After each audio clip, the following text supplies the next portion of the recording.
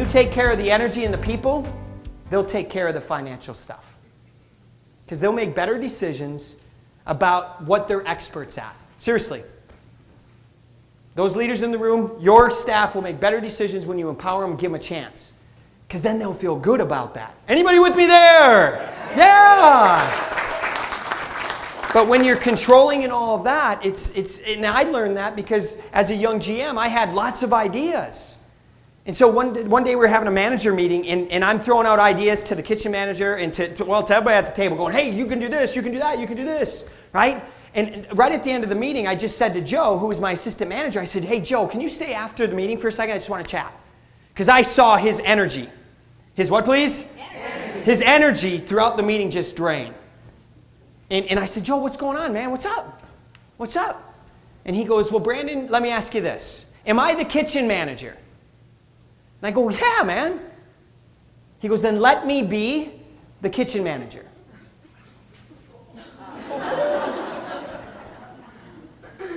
Thank you for your feedback, right? That was huge. And I'm glad I learned that lesson at 24, 25 years old, versus much longer in my life. Because in that moment, I decided that I was going to give my team everything that they needed to be successful and then get the heck out of their way. And you know what? Man, I've been a part of some awesome teams.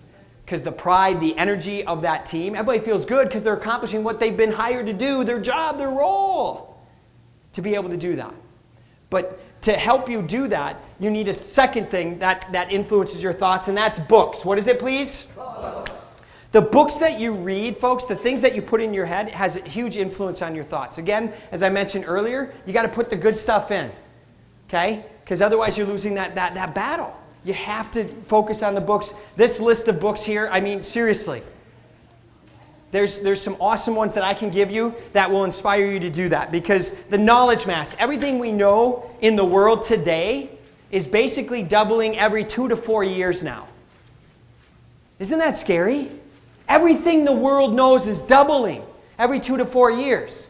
So let me ask you, what are you doing every 2 to 4 years to double your value, to double your knowledge? You know what I mean?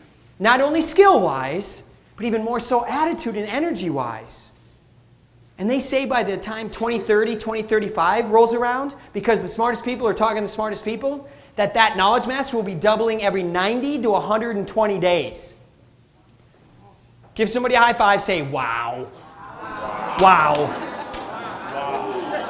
And so, I mean, things are going to be changing even faster. Isn't that exciting? But hopefully they do it in a way that is adding value to everybody. All right, some of the other things about energy is we're all in the energy business, folks, so own that. Okay, the energy you give off is what you're going to get back. And the third thing that adds to your thoughts is perspective. What is it, please? Perspective. What that means is when something happens, how do you respond?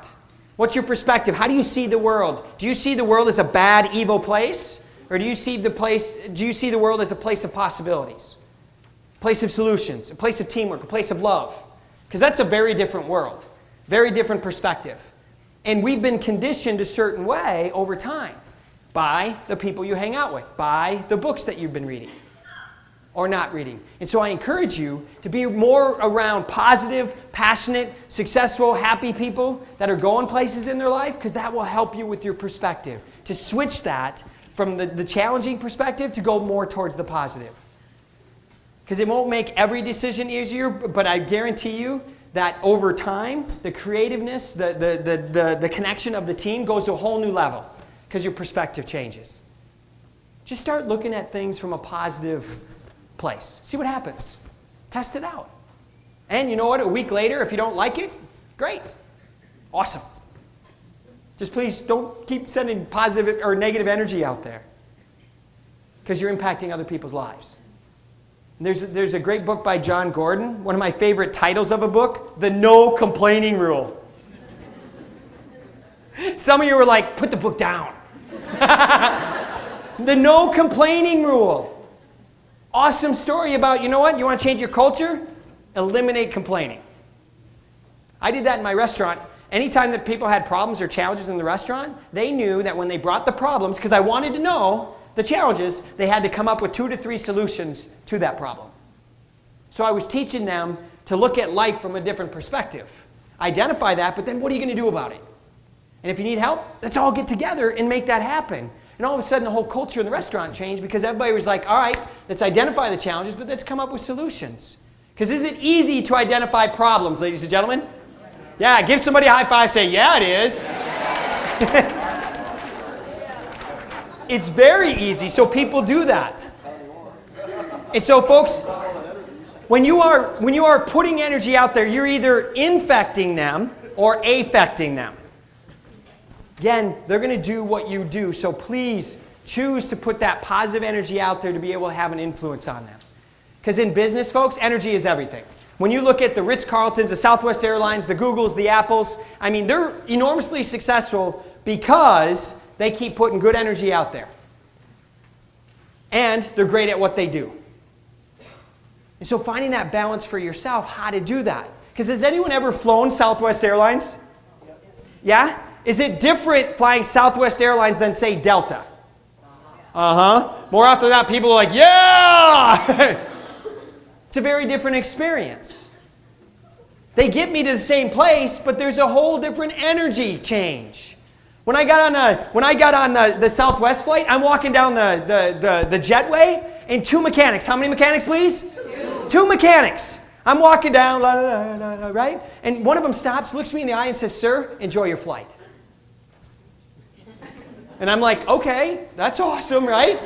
And the second one stops, looks me in the eye, and says, "Sir, enjoy your flight." So I start walking, I go, is there something wrong with the plane? Right? So I was learning myself on the perspective side of things, right? Because it's like, the positive energy is like too good to be true. It can't be this good. But I get on the flight and there's like high fives and the announcement is like, ladies and gentlemen, let's really have a good time. Let's, be patient with each other. Let's have a great flight. This flight to Pittsburgh takes 1 hour and 90 minutes and all this. And then they start laughing because the whole plane went, what? They're like, just kidding. We're going to San Francisco. Because everybody's like, I'm on the wrong plane. The mechanics, And so it's just this whole different energy because people are already stressed out getting on the flight. But the cool thing is I saw passengers helping other passengers. That doesn't happen on a Delta flight very often. I saw flight attendants helping people. That doesn't happen on a Delta flight very often. Now, I will say this, to be honest, my last 2 flights on Delta, I've been very impressed. They're investing more into the energy side. They really are looking to do that, and they're making an impact. But now it's got to be consistent. Because on the Southwest flight, when I was getting off, a gentleman wiser in years came from 2 seats back, walked back, and he handed a $50 bill to a young mom with 2 kids and said, please, buy your children a small gift because they were the best behaved children I've ever seen on an airplane. Yeah, and I'm like, dude, energy's everything, man, that was awesome. And I'm like, that doesn't happen on a Delta flight, right? And again, I love Delta, thank you. I'm an awards member, so. But it's real. Folks, it's real. But the coolest thing is I'm walking off the plane, and the flight attendants and the pilots put gloves on, and they started to clean the plane. That's crazy. That's crazy cool. Because they knew in order to serve their guests that everybody had to work together. The pilot did its job, the checklist, land the plane, do all that, but then he said, you know what, I have time. I'm going to go help my team. How awesome. Anybody else want to work for a team like that, ladies and gentlemen?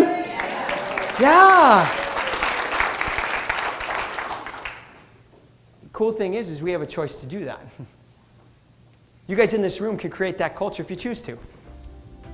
It's hard, but I guarantee you it's a whole heck of a lot more fun. When you're really that passionate about what you do.